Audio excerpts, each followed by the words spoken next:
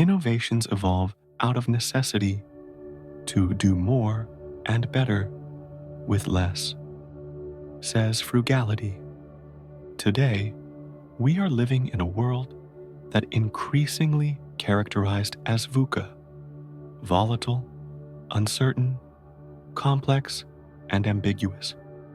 However, there is one thing of which we can be relatively certain, that the insatiable demand for higher quality products will continue to rise while at the same time the availability of the resources needed to satisfy that demand will remain constrained.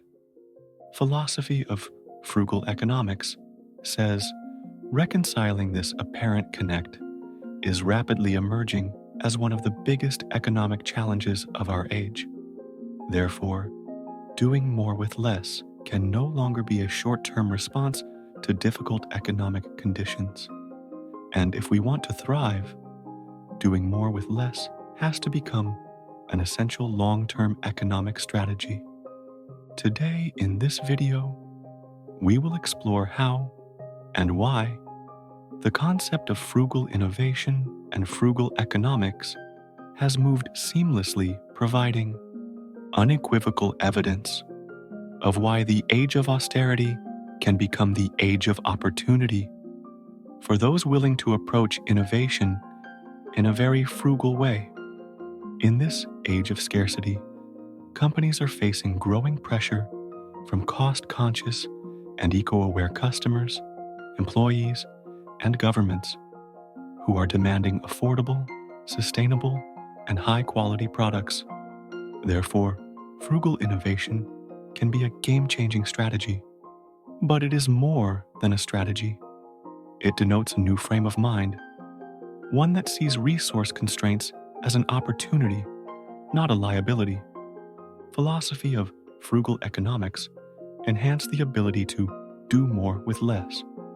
That is, to create more business and social value while minimizing the use of diminishing resources such as energy, capital, and time.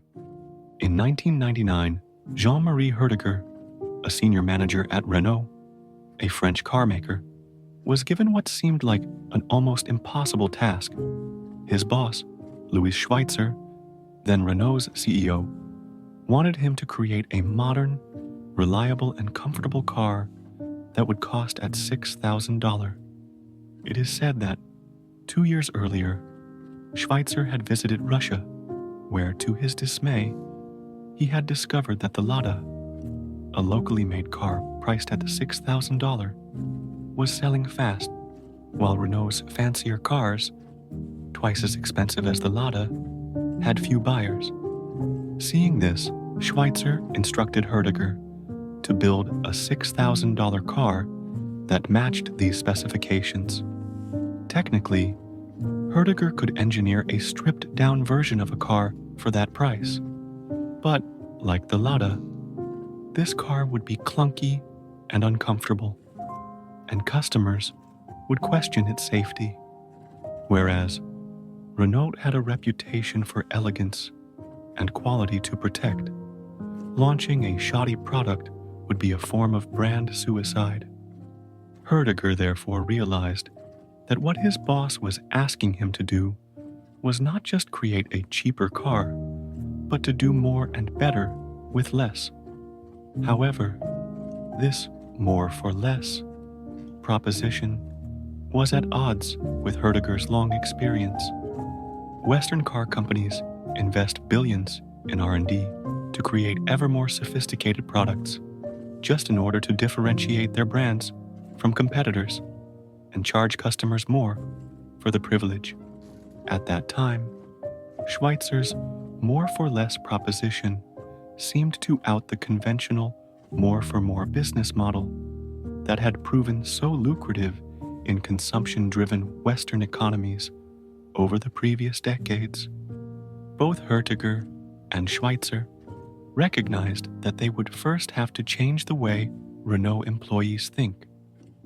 They understood creating a $6,000 car required not just a new business model, but a new mental model.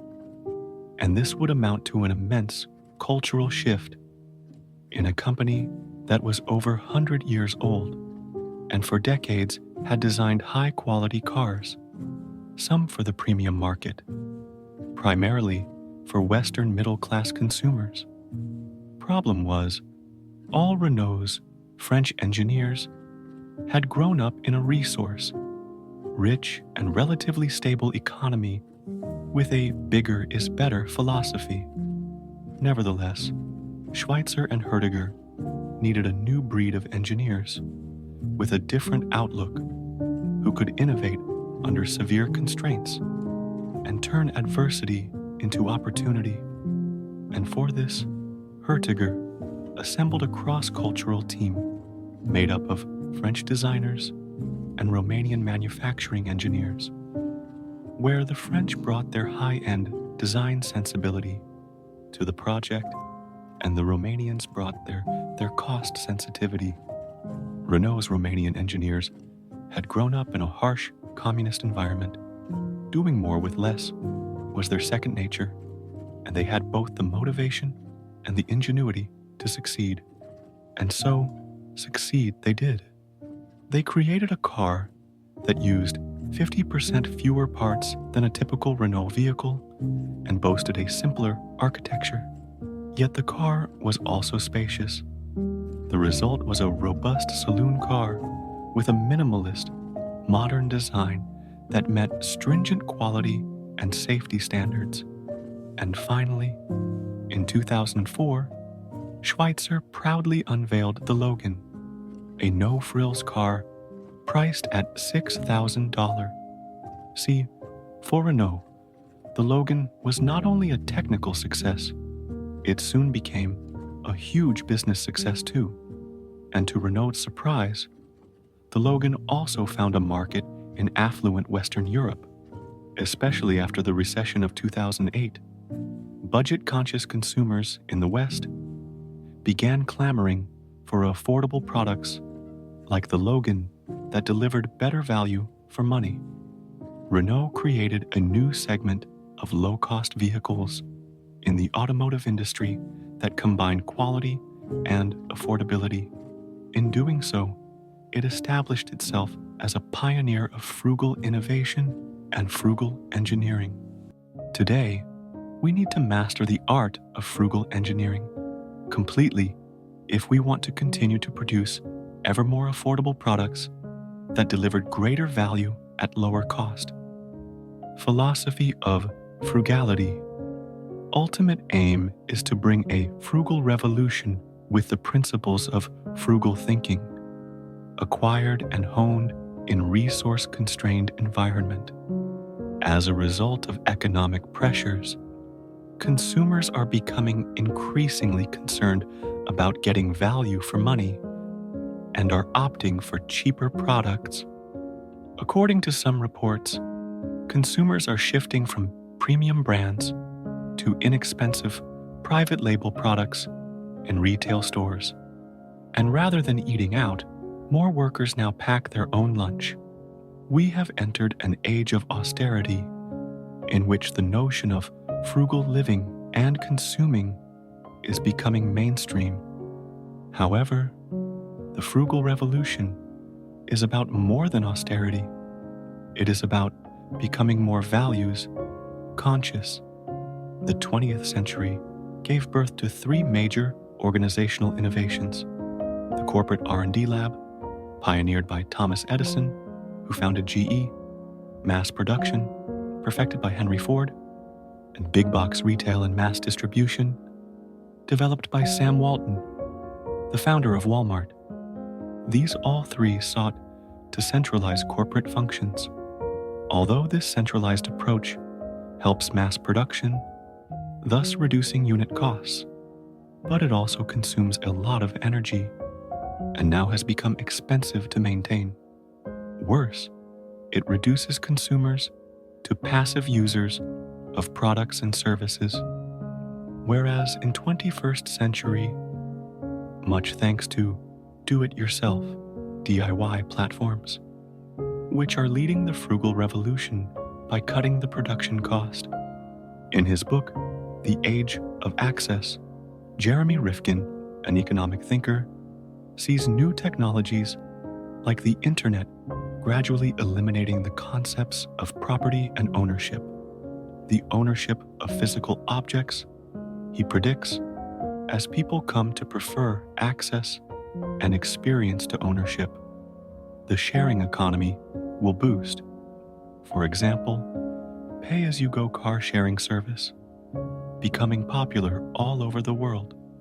The service is easy to use, convenient, and better for the local community and the environment. Why own a car when you can get wheels when you need them?